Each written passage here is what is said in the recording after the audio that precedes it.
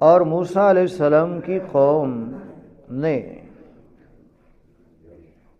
ان کے بعد اپنے زیوروں سے ایک بچڑا بنا لیا، بے جان جسم کا۔ وہ گائے کی طرح آواز نکالتا۔ کیا انہوں نے نہیں دیکھا کہ وہ ان سے نہ بات کرتا اور نہ انہیں کچھ راہ بتاتا اور نہ ہدایت دیتا؟ انہوں نے اسے لیا اور وہ ظالم تھے۔ وَلَمَّا سُقِطَ فِي أَيْدِيهِمْ وَرَأَوْا أَنَّهُمْ قَدْ ضَلُّوا قَالُوا لَئِن لَّمْ يَرْحَمْنَا رَبُّنَا وَيَغْفِرْ لَنَا لَنَكُونَنَّ مِنَ الْخَاسِرِينَ۔ اور جب وہ پچھتائے بچڑا بنانے کے بعد اور سمجھے کہ ہم تو بہک گئے، تو کہنے لگے اگر ہمارا پروردگار ہم پر رحم نہ کرے، مہربانی نہ فرمائے اور ہمیں نہ بخشے تو ہم تو تباہ ہو گئے، گھاٹا پانے والے ہو گئے۔ حضرت موسیٰ علیہ السلام جب کوہ طور پہ 40 راتوں کے لیے ان کے لیے تورات لینے گئے اور اللہ سے ہم کلام کرنے، ان 40 راتوں اور دنوں کے اندر قوم موسیٰ نے ان کے بعد زیورات اکٹھے کیے۔ ایک سامری تھا، جادوگر تھا ان کی قوم نے، انہوں نے سونا چاندی زیورات، کیونکہ قرآن مجید نے زیورات کا ذکر کیا تو زیور سونا چاندی وہ اکٹھے کیے۔ اس سامری نے جو جادوگر تھا اس نے بچڑے کی شکل دے دی، پگھلا کے نا سونے اور چاندی کو بچڑے کی شکل دے دی، اور بچڑا جب وہ بنا لیے گیا، شکل بنا لی گئی، اور وہ بھی ایک گائے کی تھی، جو بچڑا گائے۔ اب وہ بولنے لگا، جس طرح ایک جانور بولتا ہے، گائے بچڑا بولتا ہے، اس طرح وہ آوازیں نکالنے لگا۔ قرآن نے یہ بھی بیان کر دیا، لیکن وہ ان سے بات نہیں کرتا تھا، یعنی بنی اسرائیل سے گفتگو نہیں کرتا تھا، اور نہ ہی ان کو کوئی گائیڈ کرتا تھا اور راہ ہدایت دیتا تھا۔ ایک بچڑا بن گیا۔ اب اس کے حوالہ سے بھی علماء مفسرین کرام نے لکھا ہے کہ وہ بچڑا جو سونے کا بنایا تھا، ایک مورتی، ایک ڈھانچہ، وہ بولنے کیسے لگا، گائے کی آواز کیسے نکالنے لگا؟ کیا اس جادوگری کی وجہ سے، اس بندے کی، سامری کی جادوگری کی وجہ سے، یا کوئی اور وجہ تھی جس کی وجہ سے اس کے اندر جان آ گئی اور وہ سچ مچ کا بچڑا بن گیا اور بچڑے کی طرح بولنے لگا؟ اس میں مفسرین کرام نے لکھا ہے، بعض نے تو لکھا ہے کہ اس کی نے جادوگری دکھائی تھی سامری نے، اور اس کی جادوگری کی وجہ سے اس پر یہ اثر ہوا، اس مورتی، اس ڈھانچے پر، کہ وہ بولنے لگا۔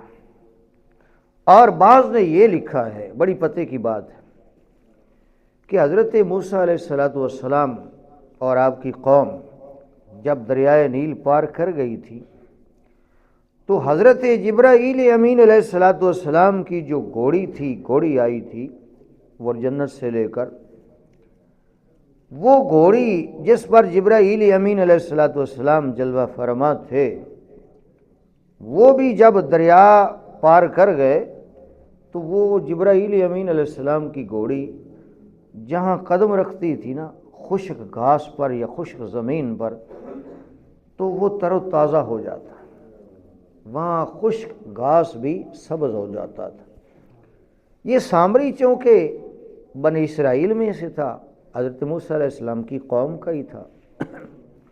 اس نے دیکھ لیا کہ یہ جو شخص جا رہا ہے نا، اس کی گھوڑی کا بڑا کمال ہے، جہاں قدم رکھتی ہے خشک گھاس پہ وہ ہرا ہو جاتا ہے۔ تو اس نے اس وقت جبرائیل امین علیہ السلام کی گھوڑی کے قدموں سے لگنے والی جو مٹی تھی نا، جہاں قدم رکھتی، وہ مٹی اٹھا لی اور پوٹلی میں کپڑے میں باندھ کر سنبھال کے رکھ لی۔ تو وہ جو مٹی جبرائیل امین علیہ السلام کی گھوڑی کے قدموں کے ساتھ لگی تھی، یہ مفسرین کرام نے لکھا ہے، وہ اس نے سنبھال کے رکھی۔ اب ادھر موسیٰ علیہ السلام کوہ طور پہ چلے گئے، شیطان نے ورگ لگا دیا، بٹکا دیا اور سونے کا چاندی کا بچڑا بنا دیا۔ بنانے کے بعد اس کے جو منہ بنایا تھا نا، اس کے اندر یہ مٹی جو حضرت جبرائیل امین علیہ السلام کے قدموں، آپ کی گھوڑی کے قدموں کے ساتھ لگنے والی تھی، وہ اس کے منہ میں ڈال دی۔ جو ہی منہ میں ڈالی تو اس کی برکت سے وہ سچ مچ کا بچڑا بن گیا۔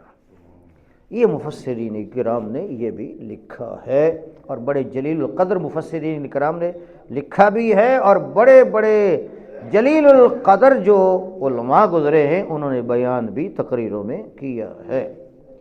تو یہاں علماء یہ بھی بیان کرتے ہیں کہ حضرت جبرائیل امین علیہ السلام کی گھوڑی کے قدموں کے ساتھ لگنے والی جو مٹی ہے، اس کے اندر اتنی برکت ہے اور طاقت رکھی ہے کہ بے جان بچڑے کے منہ میں دی تو وہ سچ مچ کا بچڑا بن گیا، اس کے اندر جان آ گئی۔ تو پتہ یہ چلا کہ جو اللہ کے برگزیدہ یا اللہ کے ہاں مقبول ہوتی ہیں چیزیں یا برگزیدہ بندے ہوتے ہیں، ان کے قدموں کی بڑی برکت ہوتی ہے۔ اب وہ جبرائیل امین علیہ السلام جو ایک انسانی صورت میں تھے، گھوڑی پر بیٹھے تھے، ان کے قدموں سے تو نہیں لگی تھی، وہ تو گھوڑی پہ تھے نا۔ گھوڑی کے قدموں کے ساتھ لگنے والی مٹی، اس کی اتنی برکت ہے، تو جو برگزیدہ بندے ہیں، اللہ والے ہیں، ان کے قدم جہاں لگ جائے تو اس سرزمین میں کتنی برکتیں آ جاتی ہوں۔ اسی لیے اللہ تبارک و تعالی نے عمرہ کرنے والوں کو، حاجیوں کو جو طواف کعبہ کر لیتے ہیں، فرمایا وَاتَّخِذُوا مِن مَّقَامِ إِبْرَاهِيمَ مُصَلًّى، تم ابراہیم علیہ السلام کے ٹھہرنے کی جگہ کو مصلی بنا لو، جائے نماز بنا لو، یہاں آ کر طواف کعبہ کے بعد 2 نفل پڑھو۔ وہاں کیا ہے؟ کیوں حکم دیا؟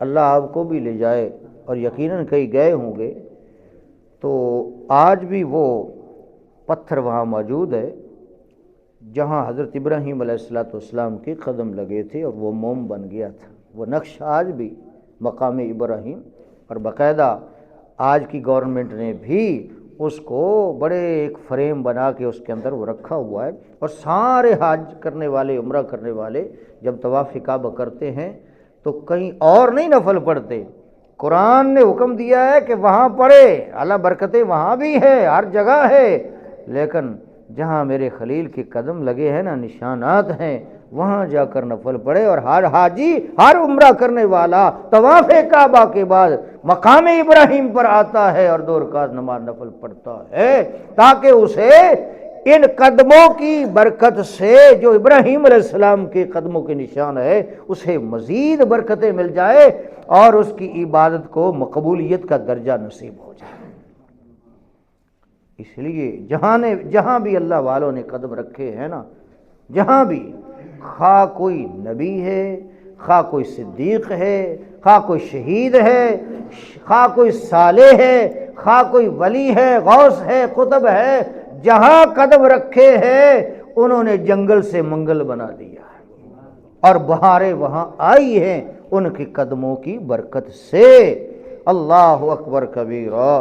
تو حضرت جبرائیل امین علیہ السلام کی گھوڑی کے قدموں کے ساتھ لگنے والی مٹی کی اتنی برکات ہیں، تو داتا علی حجویری کے جہاں قدم لگے، بابا فرید کے جہاں قدم لگے، اور جہاں حضور کی امت کے اولیاء کے قدم لگتے ہیں وہاں کتنی برکتیں ہوگی۔ ہم اس لیے وہاں جاتے ہیں کہ ہمیں اللہ ان کے قدموں کے صدقے برکات عطا فرما دے، اس لیے ہم وہاں رخ کرتے ہیں اور جانا چاہیے۔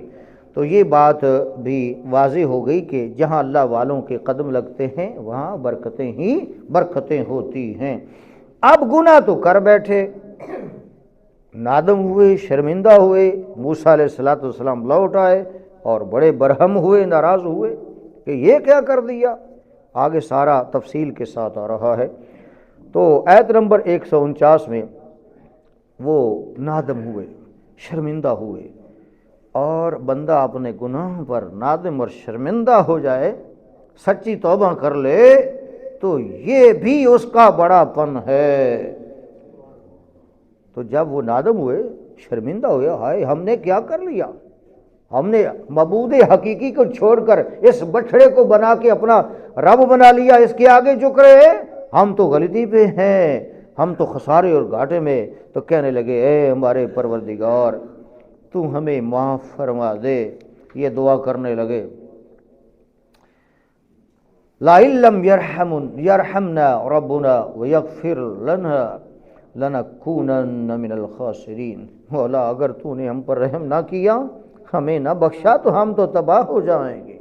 تو اس سے پتہ چلا کہ بندے سے غلطی ہو جائے، مسٹیک ہو جائے، انسان ہے، بھولنے والا ہے، بڑے بڑے جو ہے ان سے غلطیاں ہو گئیں، لیکن جب اللہ کی بارگاہ میں آ جائے رب اسے معاف کر دیتا ہے۔ اور بندے کو ہر دم اللہ سے معافی مانگتے رہنا چاہیے۔ بس اوقات ایسے گناہ ہم سے سرزد ہو جاتے ہیں کہ ان کا ہمیں علم بھی نہیں ہوتا، ہم سمجھتے ہیں کہ ہم نے ٹھیک کیا ہے، لیکن اللہ کے ہاں وہ ٹھیک، لیکن کئی ایسے ہو جاتے ہیں جن کا ہمیں علم ہوتا ہے کہ یہ غلطی ہو گئی، باہر صورت دیدہ دنستہ جو بھی ہو جائے، مسٹیک گناہ ہو جائے، رب کی رحمت کے دروازے کھلے ہیں، بندہ اس کی بارگاہ میں آ جائے رب مہربانی فرما دیتا ہے۔ اور حضور کی امت کے لیے تو پھر بخشش کے بے شمار دروازے کھلے ہیں۔ اللہ ہمیں ہر وقت صبح و شام اپنے مالک کے حضور توبہ کرنے کی توفیق عطا فرمائے۔ سونے سے پہلے بھی اپنا احتساب کیا کریں اور اللہ سے معافی مانگ کے سویا کریں، نہ جانے وہ سوئے آنکھ ہمیشہ کے لیے ہماری بند ہو جائے اور اگلی صبح ہماری عالم برزخ میں ہو۔